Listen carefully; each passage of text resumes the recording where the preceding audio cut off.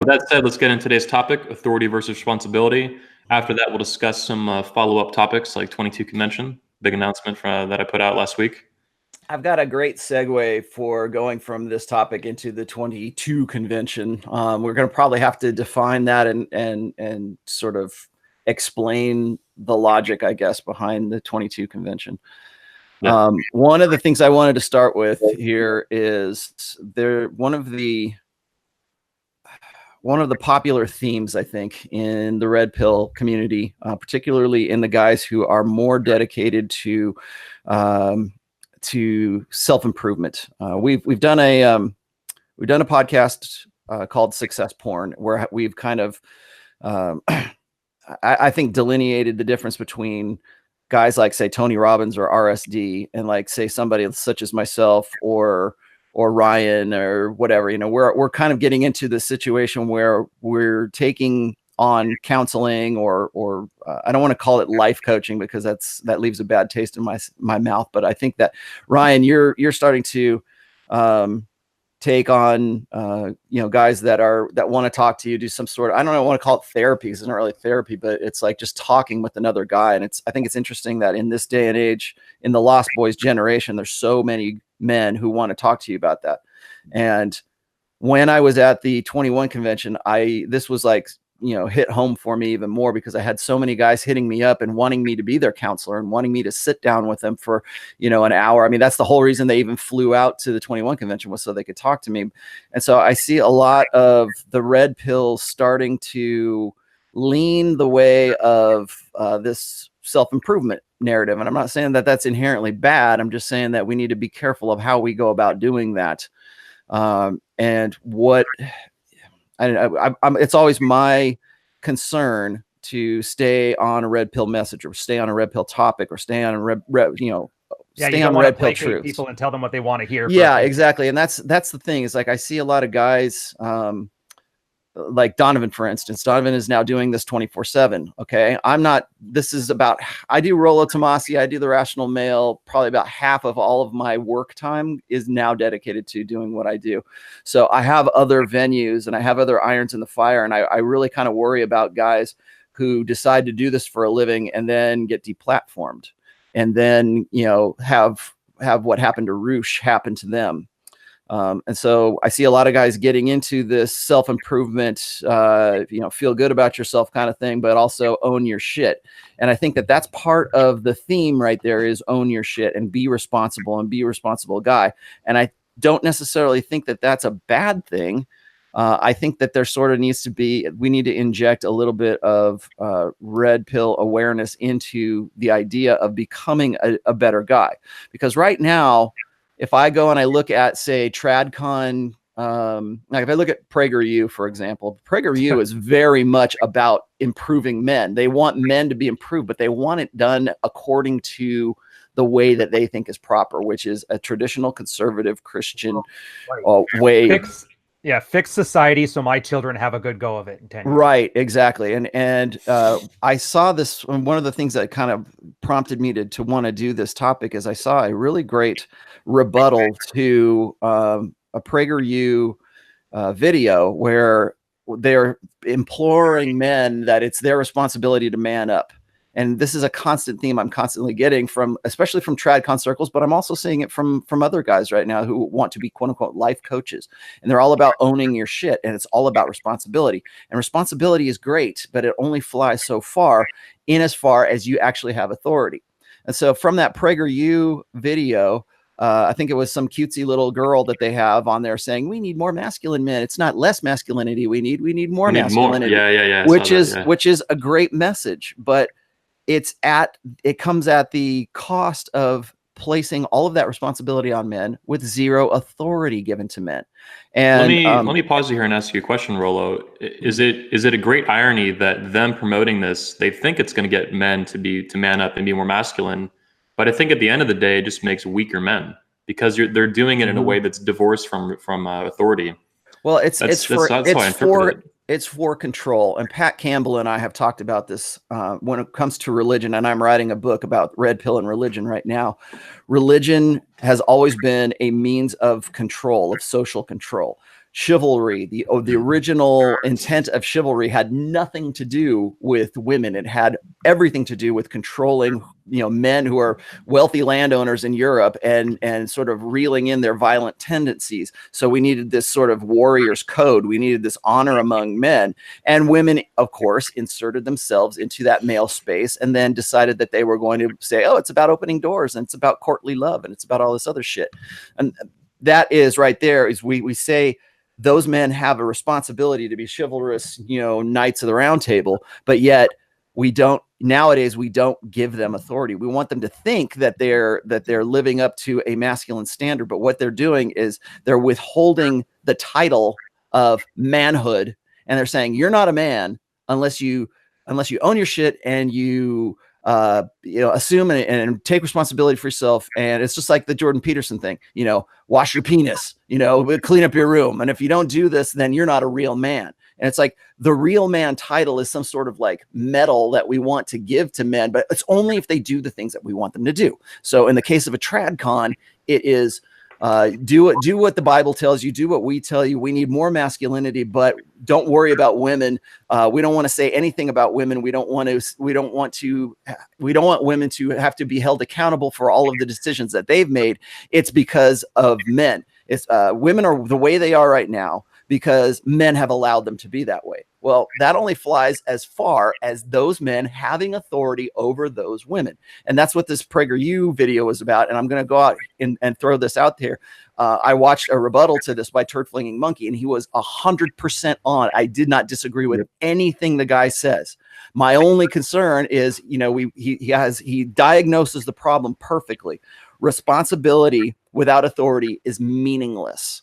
And so when we say own your shit, that's great, own your shit. But what can you really do with that responsibility? Who is saying, you're my definition of a real man, but we don't give men authority. We don't say that they should be, I think what was Steve's I want Steve to play that Pledge of Allegiance, because that right there seems to me sort of a declaration of authority for men. But really that's a great thing. We'll play it here in a minute. And that's a great thing. But legally, men don't have any authority. They don't have any authority over women. Rollo, it's worse than meaningless too. It's dangerous. Look in the case of marriage. I mean, it's way beyond meaningless. That'll fuck you in the ass. Mm-hmm. So you have tradcons trying to exercise control over men by saying, own your shit, be responsible, man up, do all this stuff. But then we don't give that guy any authority. He can't really exercise anything about that. And of course, Turd Flinging Monkey and the MGTOW response to this is take away women's rights. Great. I'm 100% on with that. How are you going to do that? Show me the plan you have to take away women's rights and to establish more authority for men. If you can show me how that can happen without a war being involved, I'm all ears. So that's the thing. We can even just start this here is like, do you think, what are ways that men can actually take back authority? How can we do that? How can we expect men to be responsible and own their shit, but yet they have no authority? So what is the real answer? What's the solution to that? Persuasion. Ryan, Carl? Yeah, you no longer have the stick, so you have the carrot. You can remove the carrot. That's all you got.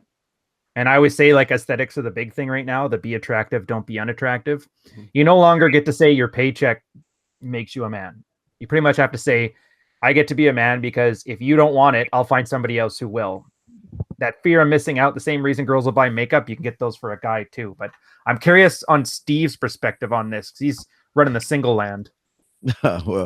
Well, the thing is that a lot of, and I feel a lot of guys, what they have to do first off is they got to stop focusing on problems. They've got to stop blaming, living in the past and making excuses. And like I say, learning from you guys as far as getting personal development, because you only think your mindset only goes as far as you think. And you gentlemen out here are very well and wise with women, and especially being men. And a lot of these men need this kind of nurturing from guys who know what they're doing, because the only way you can begin to swing that pendulum is to start focusing on being solution based. Because to me, a problem is a meteor the size of Jupiter heading towards Earth. But a fucking bitch, excuse my language, but that's not a problem. That's an easy fix. But at the end of the day, you just gotta focus on what you want as a man and not worry about what and then let me get this correct, because I don't know these people, are these just women talking about what they want from men? Were these the women? Well, I'm just what I'm saying right here is that we expect this default responsibility for men. We say, men, you're not a man unless you take ownership of your shit. If you unless you're going, MGTOWs are going to say, unless you're going your own way. Right. But like, well, use the church. The church is a great example of it. Yeah, it's like taking responsibility. But the thing is, and MGTOWs have a point about this, is that you can take all the responsibility in the world, but if the girl you're with calls the cops, you're the one that's going to jail for a domestic dispute. Right. The legal system right now is completely set up against men. It disempowers men and it takes away the authority. That's why I say we live in a feminine primary social order right now. Women will just tear their hair out and say, well, men have all the power. No, they have all of the responsibility, but they don't have the authority right now. Right. I think it goes back to what Rollo's best friend was saying earlier this week. You know, that we have a responsibility, because that's implicit when he says that, you know, men have a responsibility not to ruin decent girls and have to either stop dating them or start dating them seriously. That's putting a lot of responsibility on the men, and it's kind of the thing with hyper agency and hypo agency, and that's a very dangerous knife's edge to balance, because a lot of guys are like, I have no idea what to do, I don't know how I should progress, I don't know where I should be, and they don't see that they have any power to change their situation. And then you have the tradcon sphere and the dating coach sphere, who are there saying, you know, you have all the power. If your girl cheated on you, that's your fault for not giving her the dick right. If your girl steals all your money, that's your fault for giving her your password. If your girl stabs you, that's your fault for not wearing a knife-proof vest and locking the knives up. And what it does is it takes all the agency away from women. And to some extent, that's the big problem in our society. We don't expect women to be responsible. Mm-mm. And when we gave them rights, that didn't come with responsibility. So the problem becomes that you have essentially what amounts to teenagers running around with bank accounts, mm-hmm. with the power of the legal system in hand, with, you know, an arsenal of flying monkeys on their back trying to help them do whatever they want. And then you take and you validate them to high heavens for 50 years and say women can do everything. You know, just imagine what would happen if you took your average guy from he was like 2 years old, you gave him nothing but praise, you said he could do whatever he wanted. Then when he became 15, you gave him $3 million and an 8-ball. What would happen with that guy? He'd spend $3 million on 8-balls. Exactly. Carl, one of the things I actually said in my speech is that the way women got the vote in, you know, the early 20th century, that was not a victory for equality. It was the death of equality in America. It was a death of equality between rights and responsibilities. People forgot too, guys, like non-landowning men, which were like 80% of them, just got the vote, like 10 years prior to that. So it's not like everything was peachy, except for like everybody was kind of getting it around that same time. I think. You know what's interesting too? In the late 1800s, women in certain states got voting rights if it came with the draft, or, you know, with military service and stuff. And it was like, I know in one state, it was like when women had that option, like 5% of them were like, okay. The other 95% were like, no thanks. No, and that's why a lot of women didn't even want the vote, because they thought they're going to have to be in the fucking military. And then I guess some Susie Sue came along and was like, hey, ladies, don't worry. We'll get the vote and no military shit. Mm-hmm. And then they're like, oh, fuck yeah. But well, yeah, I actually wrote an essay on this a while back. I called A History of Social Justice, which goes into how people tend to not know history well enough. Because if you read history very selectively, like you say, the only thing that matters is what happened in North America between 1800 and 1900. Mm-hmm. Then, of course, yes, the evil white men have been the oppressor all throughout history. But if you go back further, you'll find that, you know, French people, Germans and Brits, and to some extent Italians, have been kicking the crap out of each other for 1,000 years, and everyone's been either a slave or the dominant force within Europe for the past, 2,000-3,000 years. And if you go back even further and you look at South America, the Aztecs were chasing down each other and sacrificing each other on top of pyramids. Go to Africa, you've had a slave culture going back thousands of years before a white person even set foot on the continent. And it's this selective reading of history that allows these groups to construct narratives of always being oppressed. But that's obviously not the case. If you look at history, 98% of men and 98% of women have had totally shitty lives. Yep. And 2% of men and 2% of women have had relatively decent lives, but nothing compared to the average person today. I mean, even kings and royalty died from simple shit if you go back a couple of hundred years before penicillin. Right. I just wanted to throw this. I know we're going to take calls here in a little bit, but I wanted to throw this out there. Maybe Steve can say something about this. It's like one of the things I constantly get, particularly from the the male self-improvement side of things, is that things would be different if men would just man up and take responsibility, if they would just own their shit. Constantly, that's probably as simple as I can put it. Just own your shit. And that women would not be, or we would not be in the state that we're in right now if men would just take responsibility. And women are only as bad as men allow them to be. Well, the fact is, whenever I listen to that and I realize that men have zero authority to change any of that right now, whether that's legally or it's in, divorce court, or whether that's, domestic violence, or whether that's, Me Too or any of this other stuff, and we're compounding and putting law after law after law that pretty much empowers women. And what are they going to do with that power? They're going to turn it towards hypergamy and their own self benefit. But men are losing more and more and more authority. I mean, we have zero authority. So really, how much of that is really true? How much of what women are doing, or how much of what we call the blue pill, or how much of this fempowerment narrative is really men's fault? How much is it just women taking what we gave them and running with it even further? And so I'm saying is, how much responsibility do we bear as men for the situation that we find ourselves in, and how much responsibility do women? Because right now, from what I'm hearing about this own your shit, it's all men. And if men would just man up and take the power back, we would be in a better spot, and take away women's rights and take away their vote, and everything would go back to the way it was. I don't believe that first of all, I don't think that's feasible. And then second of all, how are you going to do that? Tell me how you're going to do that. But how much responsibility do men bear? I have this great post. I just put it in the chat here. It's called Our Sister's Keeper. And I wrote that probably about 3 years ago. And it was basically the same question. When you tell me that women's bad behavior and the shit that we find ourselves in is men's fault, great. How do I fix that? Why is it men's responsibility and not women's responsibility to own their shit and to fix their own shit? Because I'm not hearing that from anyone in the red pill community or anywhere else. Jordan, well, Peter? if you look at it this way, if you go into, I'm sure if I put out 2 Twitter messages now, I put out one that said, men have to straighten themselves out, and they have to stop ruining these decent girls by having sex with them. Then I would be cheered out across the media landscape, and I would have all these thread thoughts liking the post. If I put out a post that says, girls really have to stop ruining decent men by taking the dick, I would be banned off Tinder faster than Jack can get out of his chair. Yep.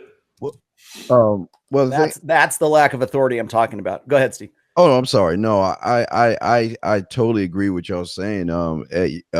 At the end of the day, when you have the kids and all the other stuff, and it gets in the government's hands, as a man, you're fucked. I mean, you're really screwed. But what I try to instill in men is that we've got to learn how to create our own principles, laws, rules, codes, and narratives for ourselves. So that means when I meet a woman, and I always say like the job, okay, I always tell guys, if a woman a woman's disrespecting or mistreating her boyfriend or her husband, I asked the guy, well, could she do that to her boss, CEO, or the CFO of the company? She's like, no. I say, why do you think it happened? Well, she'll get fired. I say, okay, whoa, stop. You just answered the question there. So when you meet a woman, she's to know that, look, you're going after my last name. You're going after my ring. And what are you bringing to my table other than your ass to bring more wealth to my kingdom and my world? What are you doing for me? And that's the thing that we're trying to push narrative for guys. It's all about you. Not saying all about you as in you need to take the burden of everything. I'm saying when you go into a relationship with a woman, you need to be that set standard of saying, look, this is how it's going to be. If you don't like it, go, because I can meet a million women like you, but you'll never meet a motherfucker like me type attitude. Now, if you can start that early on and train her, because these emotional women who are not logical, emotional, can be trained, but the problem is that they're so caught up into, everybody, the bears and everybody's a winner and, everyone gets a trophy and they listen to the radio and all these other things. But what a lot of these guys do, and I'm sorry for going long-winded, but what a lot of these guys do at the end of the day is they get into these relationships and then they allow the relationship to happen to them. So then when they get married or they have a child later on and things break down, then the government, as soon as she's pregnant, you lose. I mean, really. So that's why we always say, make sure at the end of the day, you are the legacy statement. You're the mission statement. You are everything that the company is, because if she messes up, she is gone. Rule number 1 and rule number 2, see rule number 1. Wow. I fucking love this guy. This is fantastic. I don't know if I can follow up with that. Donovan, you got more of these guys? Where do you get these guys? We need more of these guys, man. Listen, I'm trying to tell you. And listen, Steve he's a veteran of the game. He's been in this a lot longer than I have. And he's a regular caller into my show. But just to piggyback on what Steve said is, and here's the thing. If your woman is out of pocket, I'm going to take this micro, then I'm going to take this macro. If you're with a woman and she is out of pocket, that is on you. Okay. Your woman and her behavior, her representation of you is a reflection of you. So if you see a man with a slovenly, unfit woman who is poorly behaved, she's rude, etc., then that reflects poorly on the man, whether we like it or know it or not. And I agree with the whole, don't put the responsibility on the man, or don't put all the responsibility on men, but on a micro level in your world, you have to take responsibility for your woman. And a lot of guys make this mistake when they first start dating women, is they angle for the relationship first. They say, hey, we've been fucking for 6 months and I'd like to take this to the next level. Well, the girl, of course, is going to say, okay. But here's where guys go wrong, is they angle for the relationship first and then they try to make the rules. As soon as you ask a woman to be your girlfriend, you have lost all leverage, just like when you put a ring on her finger. The reason why is that when you ask her to be your girlfriend, you are directly and indirectly telling her that she has successfully filled out all of the qualifications. You are now worthy of my commitment, my affection, my resources, etc. Guys go wrong and they say, hey, be my girlfriend. By the way, don't text your ex anymore. You can't be, close your Tinder account. A lot of guys try to set these ground rules, but they don't do it in the beginning, and they do it in the beginning just because they're getting the pussy. This is what men need to understand, and it's exactly what Steve said. She's going after your last name. She's going after your commitment and affection. What we have to offer to women is worth far more than what they have to offer to us. Yes, femininity is great. It has restorative properties. There's nothing like coming home to a beautiful woman who worships you and cooks for you and lets you fuck her every night. There's nothing like that. But the fact of the matter, and these are all good things, is why we pursue relationships with women. But what we have to understand is that we bring so much more into a woman's life than she can potentially bring into ours. That's the way the dynamic has to be. So when a man angles for a relationship first, he is in essence telling her that what she brings to the table is more important than what you bring to the table, and they end up getting out of pocket, disrespectful, etc., etc. Men allow women to be this way. Now, on a macro level, women can't do anything without men. They couldn't even do feminism without men. The only reason why feminism has advanced so far is because of men. Actually, Devin and I... Can we get a replay of that? They can't even do feminism without women, without men? No. Women can't do anything without men. They can't even do feminism without men. And I almost said Donovan and I, Devin and I, we were watching this Netflix special called What Were They Thinking? And it's about these feminists or whatever. We watched it for a half an hour. I almost threw up. We had to turn it off. But I remember one of these girls said, well, when people ask me if I'm a feminist, I say no, because I do have feminist ideals. But then she said, but the only people that I know who actually call themselves feminists are men. You got men out here talking about their feminists. And guys do this for one reason and one reason only, because you want to fuck her. So when we run into white knights like Jose Alonso, Rolo, we had that that Oh man, I was going to go the whole show without mentioning that motherfucker. no less than a dozen times. Why are you defending the person in question? I'm not going to say her name again. And he wouldn't answer the question. So the best way to harm these guys is you realize that she's not going to fuck you, right? Like you realize that you caping up for her, it's not going to earn you a blowjob, right? Dude, I love that because it cuts right to the core because everybody kind of knows it, but they don't talk about it. And when you say that, it's just This is exactly why they do it. One last thing. In terms of complaining, the anger phase is necessary for the red pill to sink in. You got to get because it's a necessary phase, but you have to be careful not to stagnate and wallow in the anger phase because then you end up becoming a low-level MGTOW. Then you hate all women. No, women are neither good nor bad, man. Women are who we have allowed them to be. Yes, they are fully responsible for their actions. We're all born with the ability to know the fundamental difference between right and wrong. There's no way on God's green earth a wife is going to say, well, I cheated on my husband with Kevin and Sales because I didn't know. No. You know without being told that that's wrong, that fucking your coworkers is wrong outside of your marriage. By the same token, yes, we complain, but if you complain, you got to come up with solutions. This is the difference, I think, between us and not all MGTOWs are created equal. I've said this time and again, but this is the difference between us and low-level MGTOWs. It's complain, and the complaints are valid. Like the breakdown is brilliant. It's all brilliant. But then we say, okay, we got to take women's rights away. How the fuck are we going to do that? I saw one guy in the chat said, we got to boycott women. No, because the men who are boycotting women are men who couldn't really get women in the first place. So even with the rights thing, it's like, what is that going to accomplish? We'll end up in the exact same spot 20 years from now if you do that. It's like, what is the fucking point? That's a symptom of the problem. That's a problem, in my opinion. Guys like this don't understand that advising men who couldn't otherwise be successful with women to check out of the dating market is not helping them, right? Like, listen, you can say, well, I'm not going to buy that Nissan because it's too highly priced. Guess what? There are 75 other people who are willing to pay that price. We're not going to boycott women. It's on us. And we're not going to, the only way we can change things on a macro scale are events like the 21 convention, the 22 convention. But in the meantime, make changes with your woman. Make her abide by your rules. Train her. Oh my God, you said train. You're goddamn right. I said train because women are so fucked up. They literally have to have the good behaviors trained back into them. There's no such thing as finishing school anymore. I got the finishing school right here. The fucking finishing school of Donovan Sharp. One of the things I was going to say here is, and we got into this, this was a hot topic on Twitter this week for whatever reason, is about quality women, the quality woman versus just the woman. And I think a lot of this is something I should probably either do my own show about, or we should use as a topic here. But people get confused when I say that there is no such thing as a quality woman. There are only women.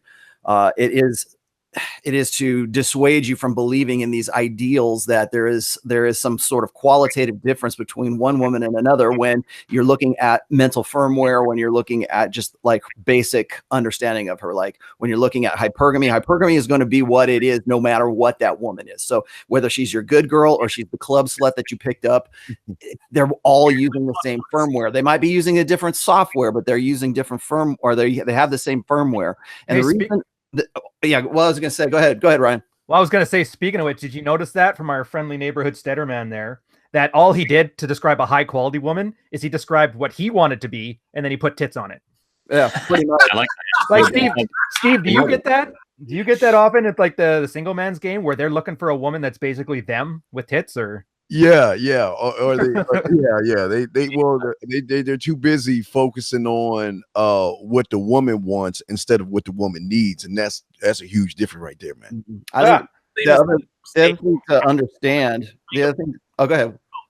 Ask a woman what kind of woman she is, and she will tell you what kind of man she wants. Do this, guys, on a first date or first meetup. So, Sally, what kind of woman are you? Well, I'm strong, I'm independent, I'm decisive, I know what I want, I go after it, I'm aggressive, and I'm competitive.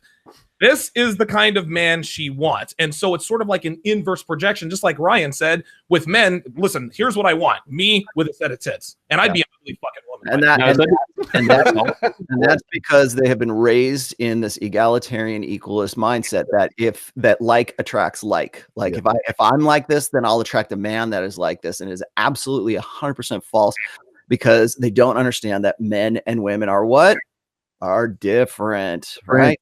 So what I was just going to say is that whenever you're looking at, when we give women power, when we as men, people like to say, well, women only have as much power as men are going to give them. Okay, well, fine.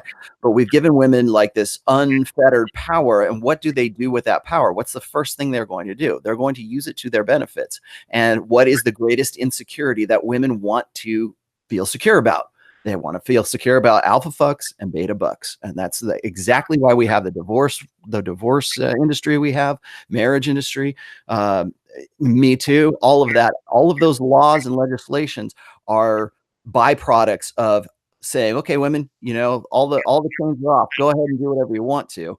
I like the idea, particularly what Steve was talking about how that woman is after your last name. I wish, God damn it, I wish that was true. I really wish. I'm not challenging you on that, but I see so many women who don't want to take their man's last name, and they don't want to because it's this egalitarian equalist mindset, and they're like, they still want to have that. They want to retain that power, and taking that man's last name is an abdication of that power. And that's why you see women who won't change their last name, who hyphenate their last name. And this is sort of a running joke, and as far as my red pill circles are, is that, hyphen last name, so duly noted. When I look at that and I see that, it indicates a mindset to me. It indicates this thing that, well, they believe she wants the big piece of chicken. Yes, exactly. She still wants to have all of the benefits and all of the rewards that come from marriage, but they don't want to abdicate any authority. They don't want to abdicate, and they want men to bear all responsibility because they don't want to take that responsibility. So when you look at women in the state that we're in right now, you can see that when they are given unlimited, unfettered power, what do they do with it? They use it for their hypergamous best interests, for the broadest swath of women that they can possibly get. That's why we have the social conventions that we have today. Yeah, but that's I agree with what you're saying. But if you think about the last name, it's really predicated to the man that owns that name. Mm-hmm. Because if you don't have a strong foundation, and your foundation is like the Three Little Pigs made out of hay and wood, which you can just blow that shit over, then there's no reason. Why would I want his last name? Because his last name doesn't have that impact to show me that, what I mean, it goes back to nature at the end of the day. These women want strong men, but they want a strong last name. And that's why they're using their last name to hyphenate, because they feel like the person that they're with is not strong enough in their view. So I totally get what you're saying, but I'm just saying that for instance, all you guys on the panel, I couldn't even imagine a woman coming to you guys saying, well, she couldn't even get the word hyphenate out of her mouth in front of you guys. So, I mean, that's right. So so like I said, if everyone listening, the men on this panel, that wouldn't fly with you guys. Yeah. But the normal guy who doesn't know himself might have that situation. That's what I was meaning. It's because they've been raised by the blue pill to believe in egalitarian equalism, and that is part of that egalitarian ideal, is to say, it's more than that, though. It's narcissism. We had a girl back when we still let girls in married red pill, and she was arguing this exact point. And her excuses were, well, I'm a PhD, and so it's going to be a pain in the ass to change my research papers. And one of our older guys brought it up. He's like, well, I wish you luck on your career then. It sounds like you really enjoy it. Take care. Yeah, she's telling you exactly where her importance, what's important. From my perspective, what you guys are talking about, it boils down to it's a war between biology and propaganda. These women have been fed all these blue pill bullshit lies, and it's propaganda essentially. It's brainwashing for decades now. But then, like Steve's talking about, their biological instincts to go to strength and power. But then they don't find that the men are weak and they're betatized and all this bullshit. Well, they want to use the social conventions. Like they want to find some lame ass reason why they don't want to take your last name. They want to find some lame ass reason why, like, you know, I've got into this before. Like one of the reasons that, you know, women hate man spreading so much is it's because a man is sexually signaling an alpha status by doing that. And if that guy is beta, she's going to get up. She's going to pour bleach on his crotch, right? She's not pouring bleach anywhere else. She's pouring it on his crotch. It's the same thing. When women don't want to take your last name, that is the medium is the message. She's saying, you are not alpha enough for me to genuinely have a desire to go through the trouble of changing my name. I'll tell you this, I don't care how feminist a woman is or how, you know, empowered she is. If she's with a guy, dominant alpha guy that she, you know, would ride or die for, or if she's that dedicated to that guy, it won't even be a topic of conversation. She'll be like, okay, I'm going to go and change my name right now, because she's going to want to do that. She has a genuine desire to do that. So all this bullshit about inconveniences and shit like that, it's completely untrue. But what it is, the latent message behind that, the real message behind the medium of that, is that she doesn't want to be owned by you. She has this for whatever reason, fempowerment has taught her that she doesn't want to be owned, and that taking a man's last name is an old patriarchal you know, tradition that implied ownership. Well, great. You know what else implies ownership? A fucking wedding ring. And I'll guarantee you don't turn down the wedding ring, but you won't take its last name, but you'll still keep that $10,000 wedding ring. Why is that? What are your motivations? What is the medium? What's the medium? Don't even get mad about it though. Here, own your cats. Good luck. Wish you well, sir. Well, I think the interesting thing here is, if you start to look at it, is a woman will do whatever. The whole inconveniences her with the research papers thing. It's a bit like, you know, if a girl really wants to fuck you, she'll fuck you. So she'll tell the beta guy that, you know, oh, I'm sorry, my dad says I'll be in the house, I can't go out. But if you're alpha enough, she'll climb out the window from the 4th floor down the drain pipe. Same thing. Yeah. By the way, slut tell number 41. She has a hyphenated last name. Oh yeah, hey, let's listen. I'm not going to advocate for fucking wives, right? But and guys can get all moral high ground on me if they want to. I have fucked plenty of wives, plenty of girlfriends. But if you don't fuck her, somebody else will. That's just. Yep. This is a good segue right here, because one of the reasons, and I'll let Anthony get into his thinking behind this, but one of the things that we're thinking with what's coming up as the 22 convention is sort of grounded in teaching women exactly what it is their responsibilities are to men.